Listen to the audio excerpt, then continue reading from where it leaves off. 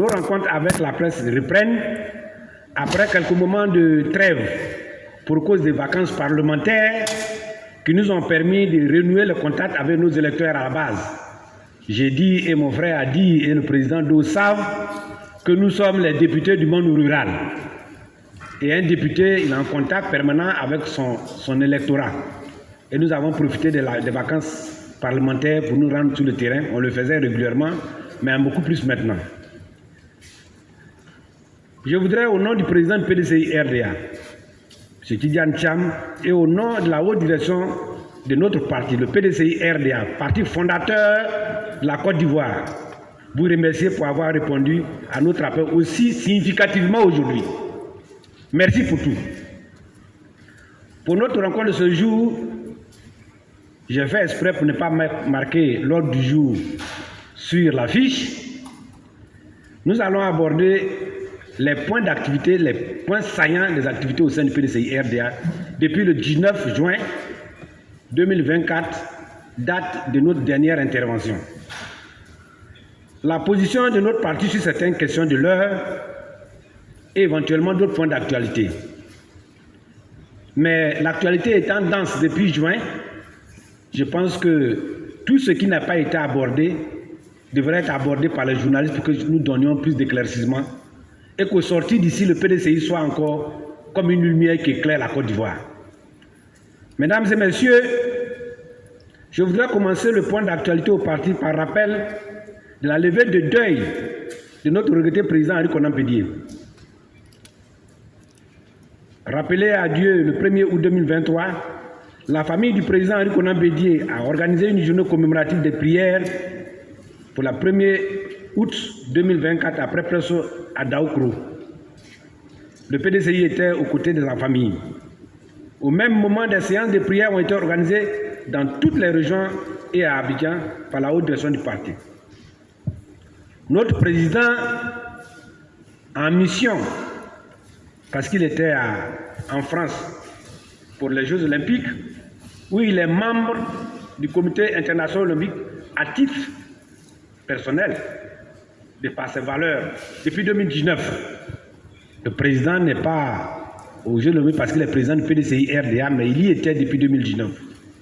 Le président, malgré son calendrier très chargé, a organisé une messe à cette occasion à Paris, où il était en mission, comme je le dis.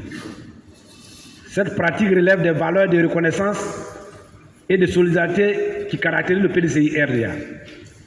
Le PDCI RDA n'oublie jamais ses devanciers, ses fondateurs. Nous allons revenir sur cette question. C'est important. Au niveau des activités classiques, nous avons poursuivi la caravane des adhésions qui se poursuit.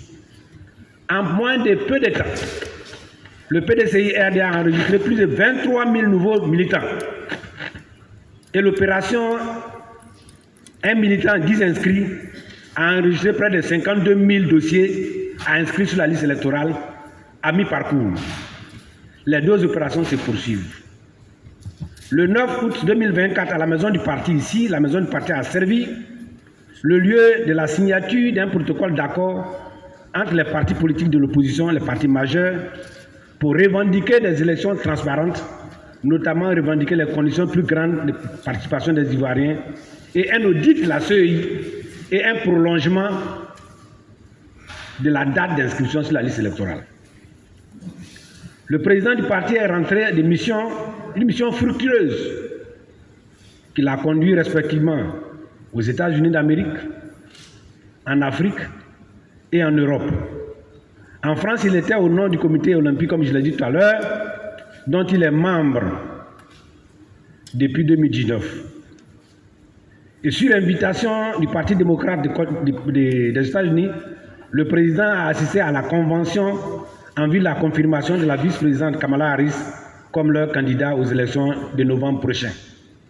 Le président s'est rendu au Rwanda pour des rencontres avec des personnalités politiques et des affaires du public et privé. Le président était de retour le 2 septembre 2029 et il est à la tâche. Et le 2 septembre, dans cette grande salle, il a de manière spontanée été l'objet d'un accueil extraordinaire. De retour à Abidjan, le président du parti a été reçu par le parti ici. Dans son adresse aux militants, le président a réitéré sa position sur la non-violence et la mise à l'écart de toute invective dans le langage et les actes politiques. En effet, dans son adresse le 7 août 2024, il déclarait « Si je me suis porté candidat à la présidence du parti Nufo-Boigny, si je m'adresse à vous aujourd'hui, c'est pour barrer le chemin à ceux qui n'auraient rien appris au passé récent de notre pays. Les Ivoiriens sont fatigués de la violence, des injures et des outrances verbales. » Voyez-vous, on est clair dans nos positions. La jeunesse du PDCI-RD a tenu cette deuxième assise les 7 et 8 septembre 2024 à Yamoussoukro. Monsieur les présidents qui sont là peuvent témoigner. Les conclusions de ces assises feront l'objet d'une remise officielle au président du parti au cours de la journée nationale de la jeunesse qui aura lieu ici à Abidjan.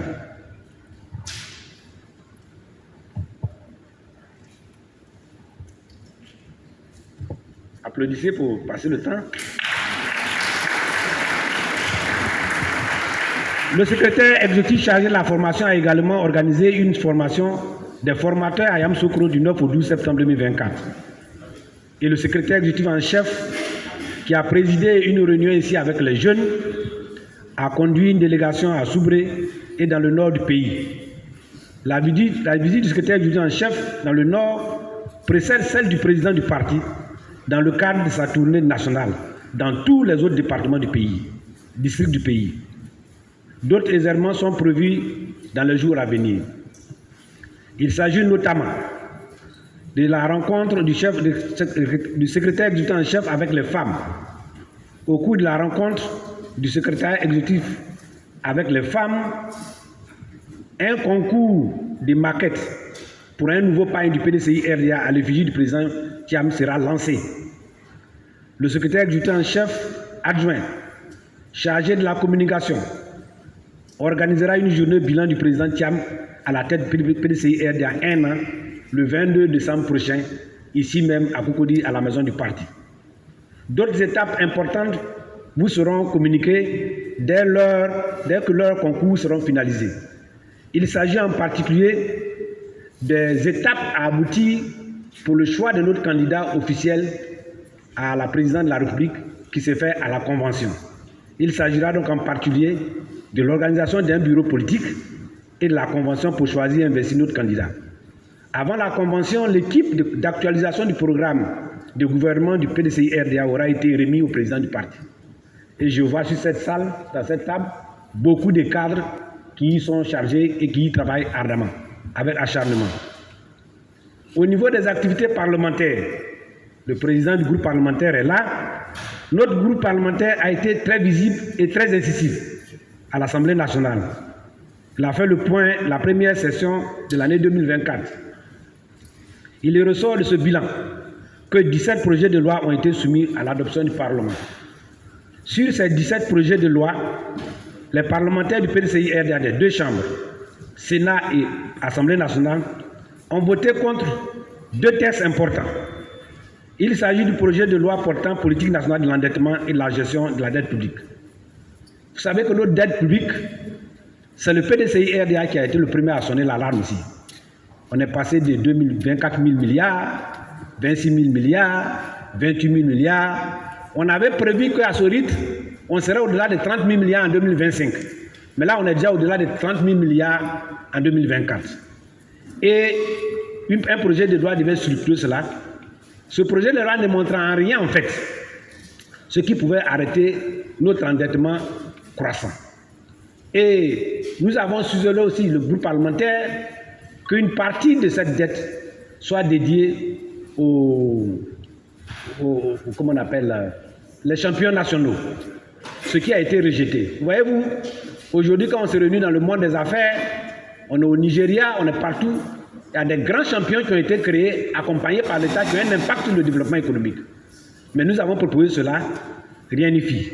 Le groupe parlementaire PDCI a voté contre ce projet de loi en estimant qu'en quoi, quelle que soit la situation, la visibilité n'était pas claire.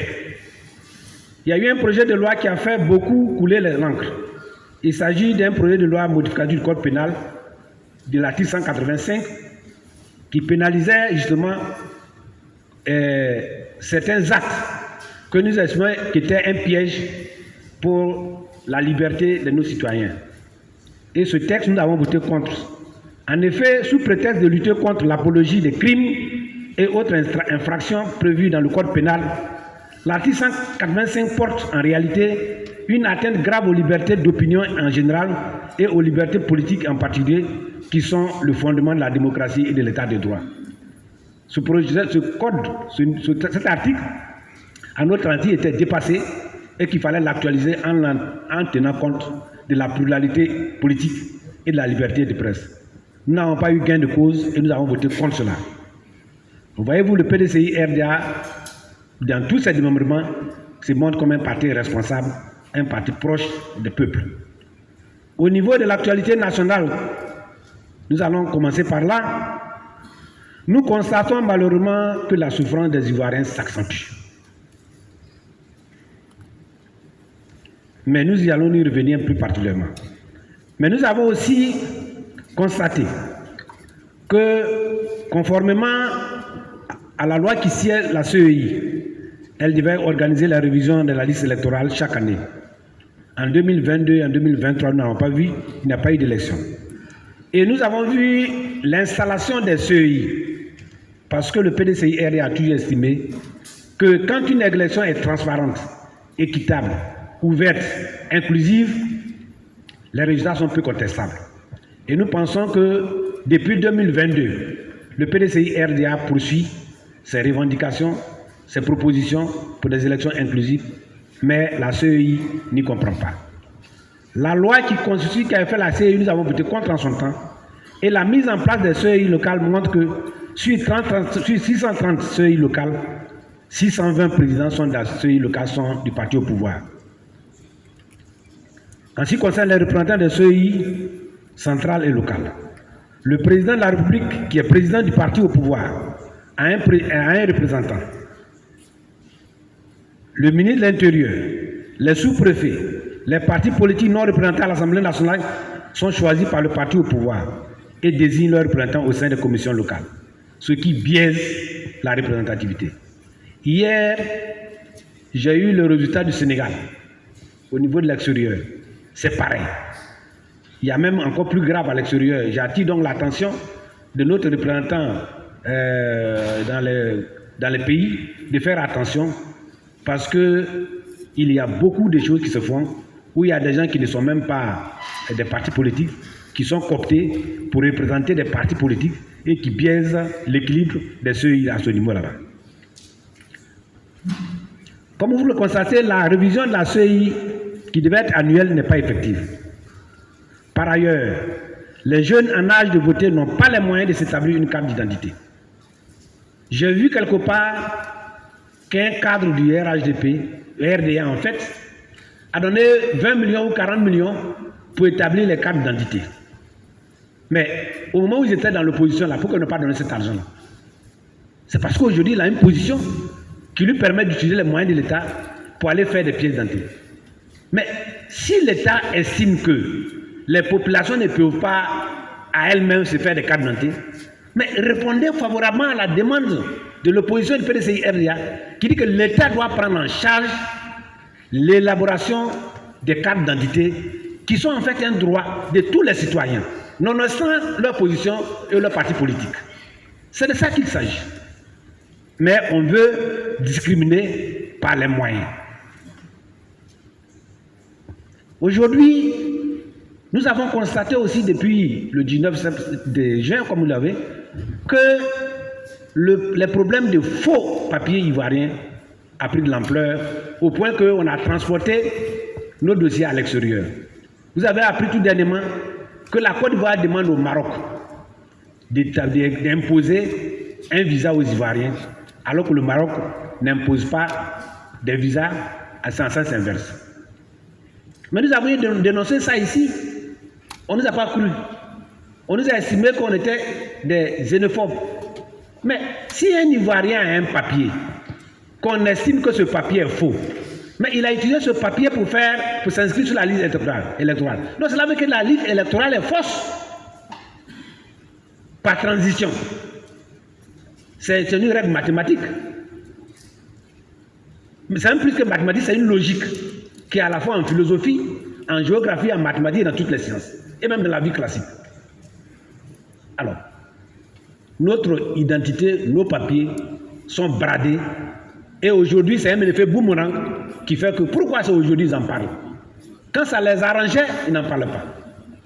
Si c'est le PDCI RDA qui dit que des gens ont des passeports, ils ont des cartes d'identité et qu'ils ne sont pas des Ivoiriens, que ne leur-t-on pas dit ici que l'on était xénophobe? Donc vous voyez dans quel état la gestion du RDA a mis notre pays, où on n'est plus crédible. Quand moi je partais faire mes études en Angleterre, je n'avais pas besoin de visa. Parce qu'au Fort-Boigny, le PDCI RDA était un pays crédible. Mais aujourd'hui, nous-mêmes nous demandons à nos pays voisins d'imposer des visas à nos citoyens. Dans quel monde sommes-nous? Une injustice est à la base donc de l'établissement des pièces d'identité parce que les cadres du RDA usant de leur position et par les moyens de l'État font établir des pièces pour leurs parents. C'est pourquoi il faut rendre l'acquisition des pièces d'identité gratuite. Pour trouver le financement, il faut réduire les temps de vie de l'État et récupérer les fonds publics détournés à cette fin. Ce n'est pas moi qui le dis. Tous les jours que Dieu fait, on observe des détournements. Et ils sont tellement heureux que quand tu as tellement détourné, on te dit attends un peu, on t'enlève, et puis tu vas ruminer les fonds de l'État que tu as détournés. Voilà la seule sanction qu'on peut avoir. Je parlais ici souvent de la filière ANACAD. Et vous avez vu qu'enfin, le chef de l'État a estimé qu'il y a des incohérences. Ils ont été débarqués. Au problème de la CEI, donc s'ajoute l'illégalité, le déséquilibre de découpage électoral. Nous avons parlé du découpage électoral ici. Je ne vais pas y revenir. Mais quand nous avons parlé du problème de la CEI, on nous a dit ici que les morts ne votent pas, le président de la CEI. Que les morts ne votent pas. Je vais vous donner des exemples précis. Aujourd'hui, l'actualité, c'est la tournée du RDA dans l'Ouest. L'actualité aussi, c'est la tournée du RDA à Beaunois. Donc je ne me suis pas fatigué. Hein. Je me suis dit, bon, je vais regarder les taux de participation aux dernières élections dans ces deux zones. Moi, je suis logique. Hein. Donc je prends le Gualé. Taux de participation aux dernières élections, 54,23%. Sipilou, 46,54%. Zouaouien, 41,34%. Danané, 41,34%. Et j'ai pris Beaunois, 34,47%. Ça, c'est le taux de participation aux dernières élections municipales. Je vais donc dans le nord, je tire au sort. Je vois Goliath, 71,45%. Béléman, 95,15%. Giembé, 97,69%. Mengue, 94,43%. Congo, 98,52%. C'est vrai qu'il n'y a pas de morts depuis 25 ans encore. Les gens morts. Il n'y a pas de morts sur la liste.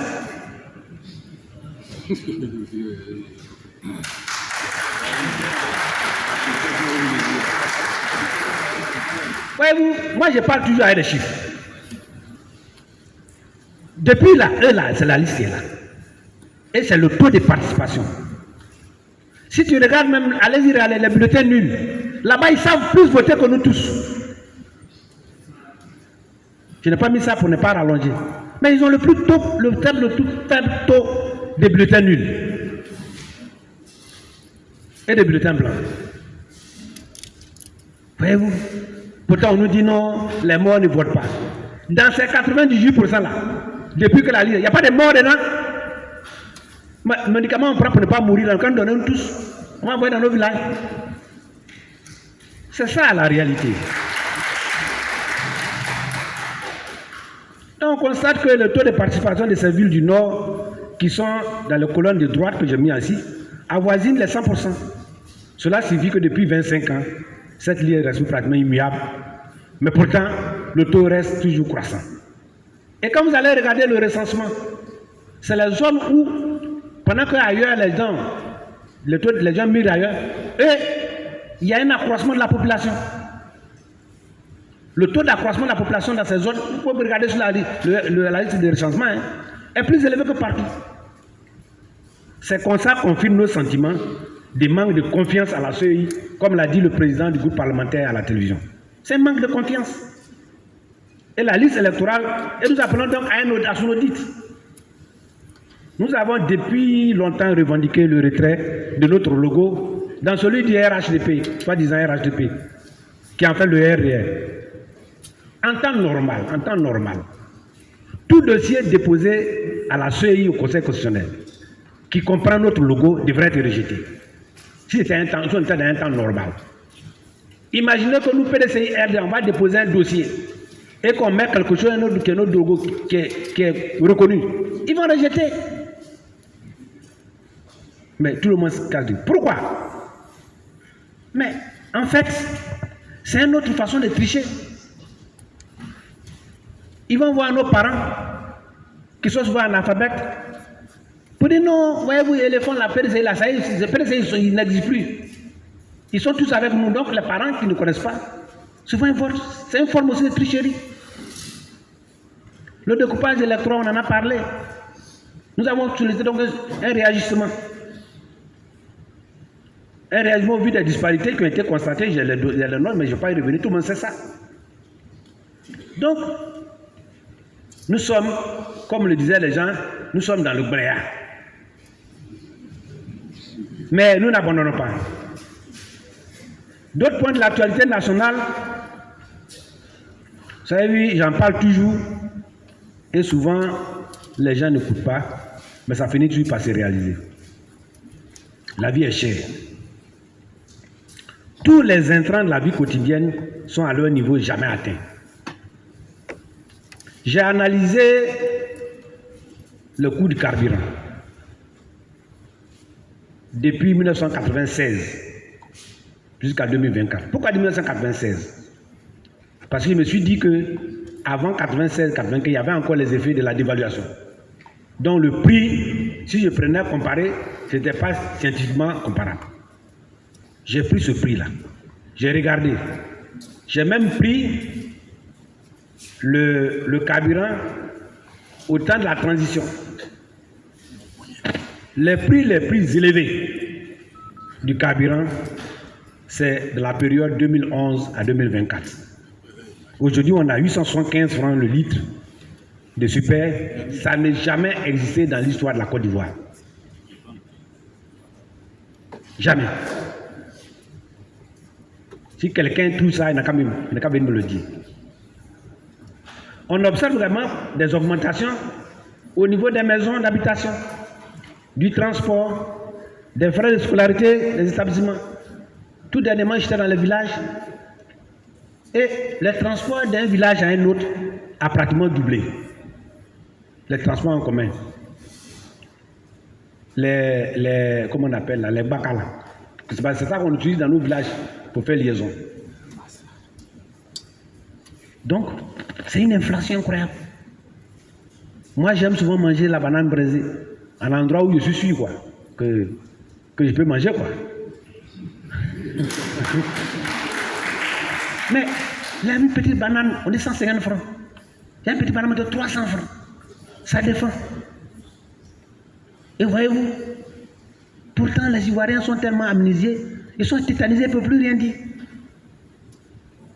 Comme cela ne suffit pas. Vous savez, souvent quand on parle, les gens, il faut qu'on se réveille. Vous avez vu la décision que le port autonome a prise avant-hier. Ils ont reculé. Parce que les gens ont commencé à se réagir. Et les gens savaient que j'allais en parler aujourd'hui. Comment on peut venir même à l'idée? Ce n'est même pas le fait même qu'ils aient reculé. D'augmenter de 150 000, de 50 000 à 150 000 francs.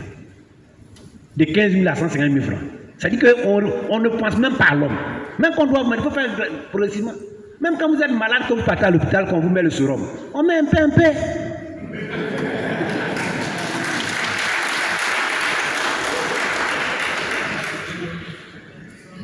C'est pas normal. Alors, ils ont reculé parce que les gens ont commencé à dire non, c'est pas possible. Mais si cette décision passe, nous allons être... Parce que ça va avoir des infections partout. Dans nos villages, c'est des camions qui sont pratiquement, qui ont vieilli, des toitures qui nous déplacent. Et ils vont aller payer les pièces de l'étagère qui vont être augmentées. Mais c'est pour nous tuer encore. Mais, vous savez, nous allons revenir à l'actualité tout à l'heure aussi. Mais au niveau de la santé, je ne sais pas s'il y a des pharmaciens ici. Les Ivoiriens plient sous le poids de la pauvreté, à tel point que ce sera ceux qui peuvent s'acquitter du ticket modérateur exigé pour les soins d'étranger dans les santé publiques. Quand vous partez dans les villages qui ont des dispensaires d'infirmiers, avant d'aller vous faire consulter, il y a ce qu'on appelle le ticket modérateur, il faut payer. Ça varie de 100 francs, 500 francs, ça dépend. Mais il y a des villageois qui ne peuvent pas payer 100 francs pour aller se faire consulter. C'est moi qui vous le dis. Surtout à des périodes difficiles. Mais, qu'est-ce qu'ils ont dit? Le RD a dit non, nous, on a 75% des villages qui sont proches. Ce chiffre-là même a été réajusté à 72%, traité à 75%, traité à 72%. Comme le RD aime les deux chiffres. Mais les gens n'arrivent pas à se payer le ticket modérateur. Je pense qu'il faut que ce ticket modérateur dans le village soit supprimé. Pourquoi? Mais dans un village, au moment où les centres de santé se construisent, les villageois ont contribué à travers les projets FRA. C'est l'État qui construit. Les infirmiers, les sages-femmes sont logés. Je parle dans le village. Hein. Donc, pourquoi on va encore faire payer un paysan qui lui a contribué à te loger? Quelquefois même, s'ils ont la sang à l'électricité est prise en charge par l'État. Donc, son salaire est pris en charge par l'État. On n'a qu'à enlever ça. Je demande nous demandons que dans les villages, eu égard à la pauvreté qui vit, on n'a qu'à le supprimer. Au moins, s'ils ont accès à la consultation, ils peuvent aller chercher, se débrouiller pour payer le médicament. Mais si l'accès à l'hôpital même est un frein, ça dit que c'est la mort regroupée.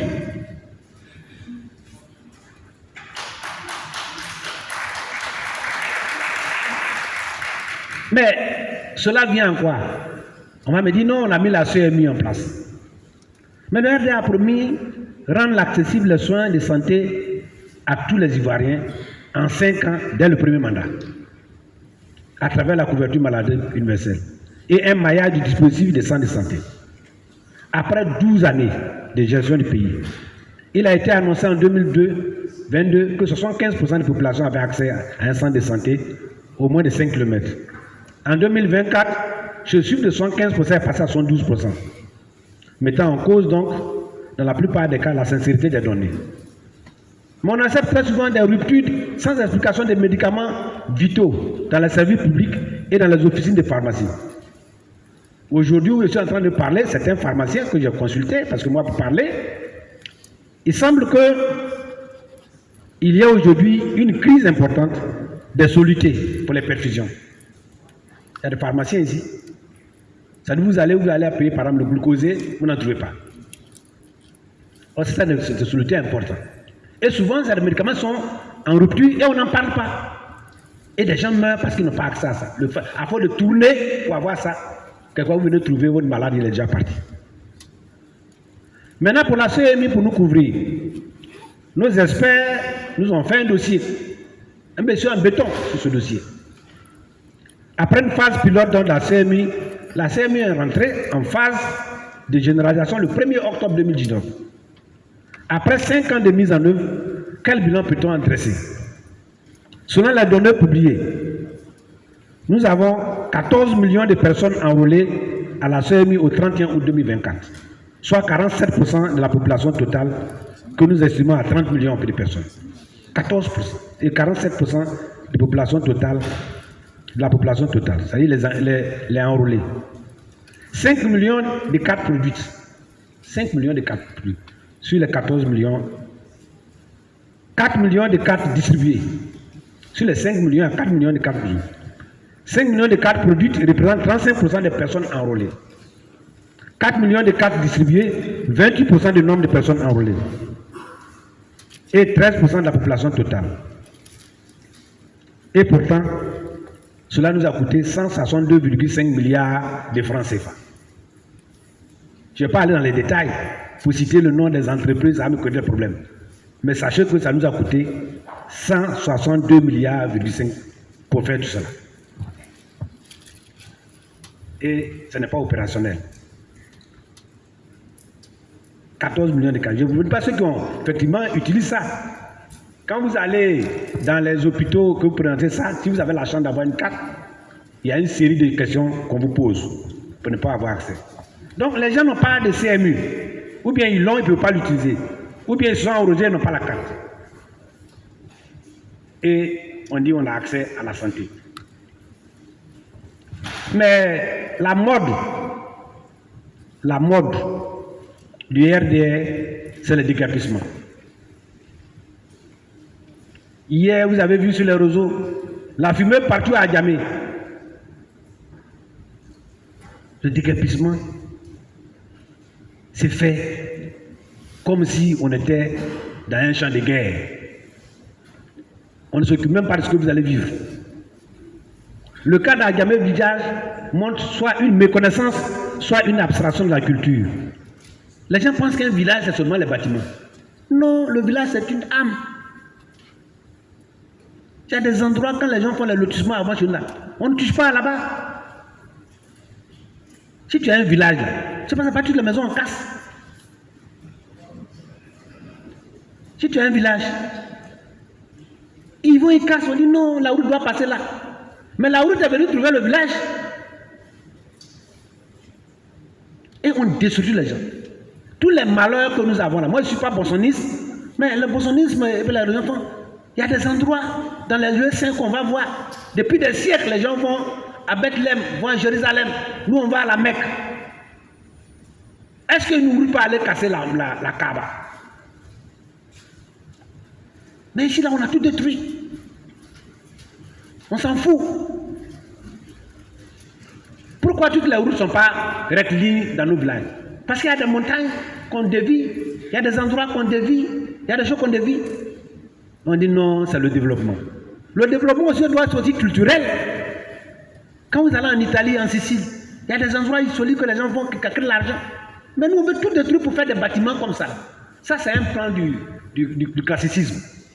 Mais il peut y avoir aussi des plans qui peuvent, c'est pourquoi j'aime la région de l'Ouest, qui ont amené à moderniser les cases rondes.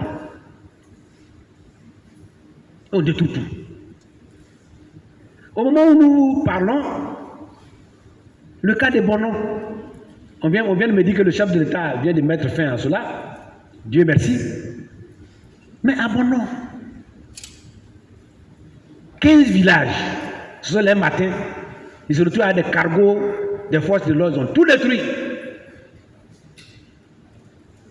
On les a chassés, et quand ils reviennent pour prendre leurs affaires, ils ne voient pas leurs affaires. D'autres même ont leur petit argent, là, ça a disparu. Mais on va y revenir. Quelle est la situation de ce problème? On dit non, ils sont dans la forêt classée.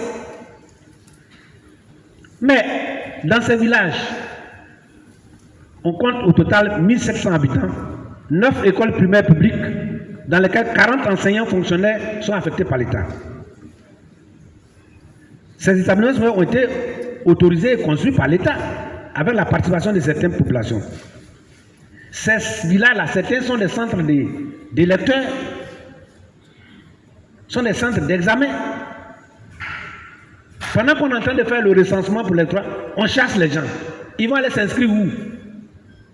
Tout ça là, c'est parce que ces endroits ont connotation PDCI RDA. Moi, je ne cache pas mes mots.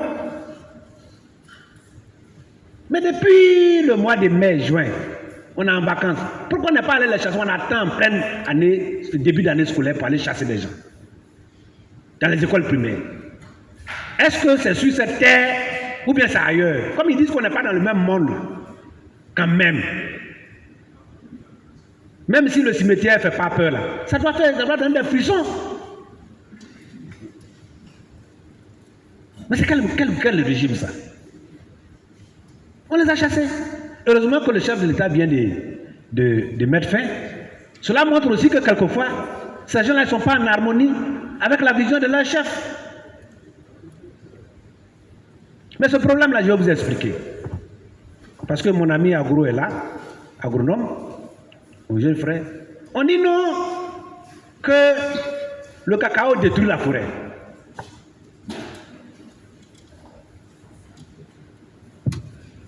Le cacao détruit la forêt.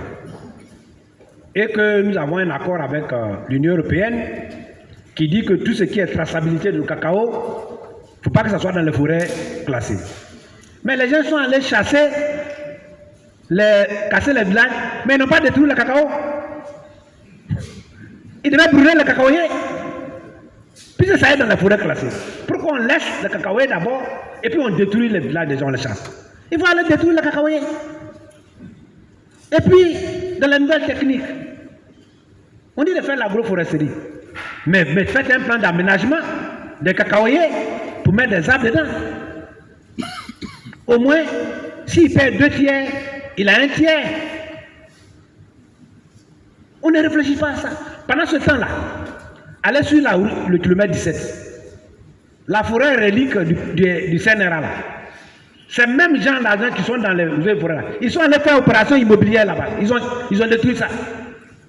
Là, il n'y a pas de destruction de forêt. Moi, j'étais à l'IDSA, j'étais directeur du département de culture vivrière, sur la route de Béomu, qu'on appelle Kelekro. On avait laissé une forêt primaire. Non, mais vous écoutez. Mais aujourd'hui, là, ils sont allés lotir tout ça. Là, ils n'ont pas réagi. Et c'est les pauvres paysans là qui souffrent. Même les gens qui... sur ce point, je vais vous rappeler, moi je suis d'accord avec le président Ouattara. Parce qu'au cours d'une interview, il a dit la vérité aux gens. Mais, vous qui connaissez la France, moi j'ai fait mes études dans les pays anglophones. Mais de temps en temps, je vais en France. Quand vous êtes dans les Pyrénées, c'est la grande zone de production de vignes. Est-ce qu'il n'y avait pas d'arbres là-bas avant? Vous allez dans le Rhône-Alpes, avec les grands espaces de production de charolais. Il n'y a pas d'arbres là avant, sur le Franco. Dans le Haut-de-France, on fait des pommes de terre, il n'y a pas d'arbres là-bas. Mais le cacaoyer, c'est un arbre. Est-ce que les gens ont fait des études scientifiques pour montrer la capacité de captation du CO2 du cacaoyer, du carbone? Il faut le faire d'abord. Et les choses évoluent. Et à cause de ça, on vient, on animalise les gens. On animalise les gens. Non, non, ce n'est pas bien. Ce n'est pas bien. Le PDCI-RDA, comme vous le savez, c'est un parti qui a été créé à partir du syndicat agricole africain. Comme je l'ai dit, ces opérations sont politiquement motivées.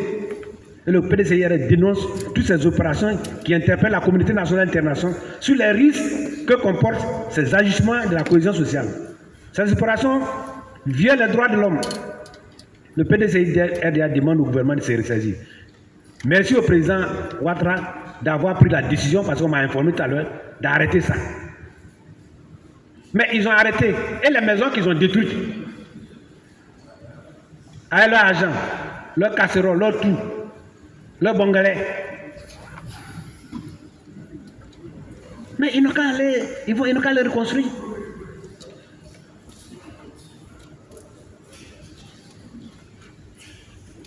Non, il faut arrêter, hein. Oui, comme le dit mon voisin. Mesdames et messieurs, un autre point de l'actualité concerne la commercialisation de certaines de nos matières premières agricoles.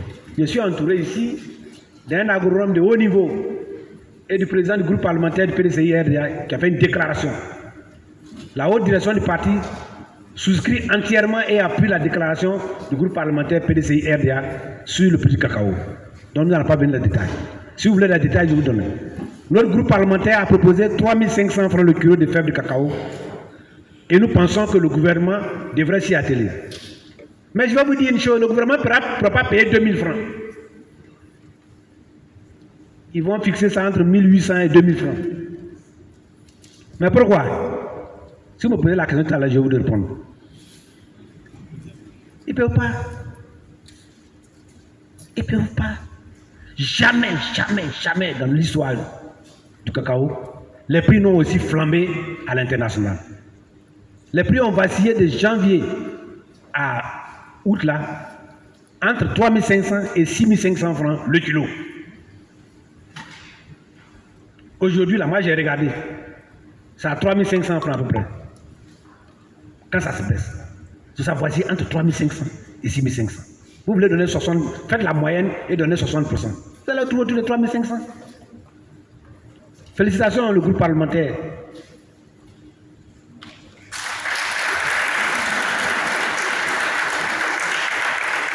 Alors ils vont dire ailleurs, ailleurs, mais ailleurs quand c'est gros là ils disent pas, c'est ailleurs quand c'est bas ils disent. Mais en plus de ça, le gouvernement entretient une opacité autour de la commercialisation des nos matières premières agricoles. Cette opacité n'est pas signe de bonne gouvernance et est en violation avec la loi d'orientation agricole. La loi d'orientation agricole, en son article 89 et 90, explique que le gouvernement doit être lisible et donner une visibilité sur les prix sous forme d'une information, quelle que soit la forme. Et le gouvernement ne le fait pas. Mesdames et messieurs, chers amis de la presse, pendant que les Ivoiriens souffrent et nous répètent à longue journée que le pays connaît une forte croissance, oui. Que notre pays est la deuxième économie du continent africain, oui. Que nous sommes troisième économie des pays francophones, oui. Après l'Algérie, le Maroc. Que nous sommes la deuxième économie d'Afrique de l'Ouest après le Nigeria, mais on l'était au temps de PDCIRDA. Mais les Ivoiriens vivent en réalité dans un pays lourdement endetté, avec plus de 30 000 milliards. Ils ne pourront pas le payer avant le 25 octobre 2025, ils ne pourront pas. Avec un budget cumulé sur les 12 ans de 2011 à 2024 de 365 000 milliards comme budget. Le pays où le chômage a atteint la réalité plus de 25%, plus de la population. Le pays où l'indice de coût de la vie est le plus développé. Le pays où l'espérance de vie diminue. Un pays où le taux de suicide est le troisième, le plus élevé d'Afrique. Tout ça là, c'est ça qui fait que l'indice de développement humain a régressé.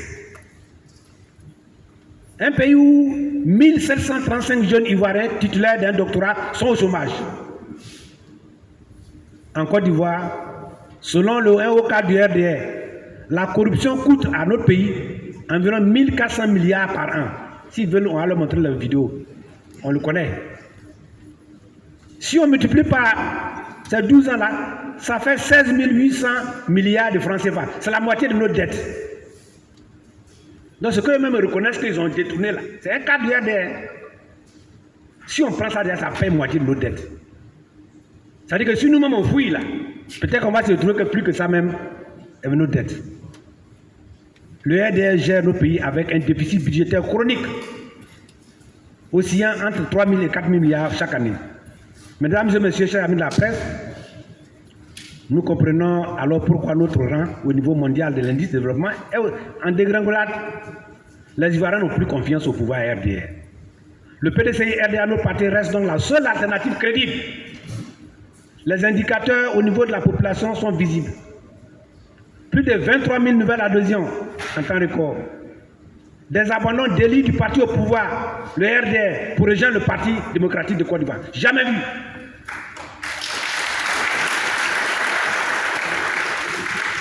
Comme vous le constatez, le maire d'Érié, M. Gilbert François Kakou, est rentré. Nous avons enregistré tout dernièrement M. Zegwa Demi, député de Degonfla, qui est venu. Il s'agit aussi de M. Kwaku Sirika, un grand opérateur économique, leader d'opinion dans le Zanzan qui est venu. La vague, dans quelques jours, d'autres grandes surprises sont annoncées. En attendant 2025.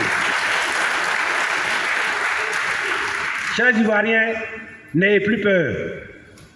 Rejoignez le parti du père fondateur de la nation, dirigé aujourd'hui par un de ses dignes héritiers.